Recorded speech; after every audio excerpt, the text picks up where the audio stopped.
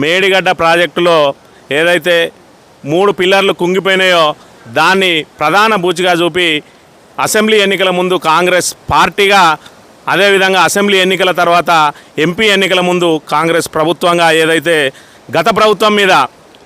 బురద జల్లుతూ ఈ కాళేశ్వరం ప్రాజెక్టే నిరర్ధకం అని చెప్పి దాన్ని మరమ్మత్తు చేయాలని చెప్పి తక్షణం మరమ్మత్తు చేసి ఆ 3 పిల్లర్లను పునరుద్ధరించి ప్రాజెక్టును అందుబాటులోకి తీసుకురావాలని చెప్పినప్పటికీ కూడా కేవలం బీఆర్ఎస్ ప్రభుత్వం మీద బురద జల్లే కార్యక్రమంలో భాగంగా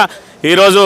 ఏదైతే 1,00,000 కోట్లు వృధా అయినాయని చెప్పి ప్రజల మెదళ్ళ లోపల విషాన్ని నింపి ఈరోజు కాళేశ్వరం ప్రాజెక్టు ద్వారా రైతులకు ప్రయోజనాలు చేకూరుతూ ఉన్నాయి. ఏదైతే ప్రజలందరికీ కూడా తాగునీటి అవసరాలు, సాగునీటి అవసరాలు, అదేవిధంగా పారిశ్రామిక అవసరాలన్నిటిని కూడా కాళేశ్వరం ప్రాజెక్టు ద్వారా తీరుతూ ఉన్నదని చెప్పి ఏదైతే ప్రపంచంలోనే నెంబర్ 1 ప్రాజెక్టుగా, అతి పొడవైనటువంటి ఎత్తిపోతల ప్రాజెక్టుగా పేరు పొందిన కాళేశ్వరం ప్రాజెక్టు ఎప్పటికైనా కూడా అది బీఆర్ఎస్ ప్రభుత్వానికి, బీఆర్ఎస్ పార్టీకే దాని ద్వారా ప్రయోజనాలు అందుతాయని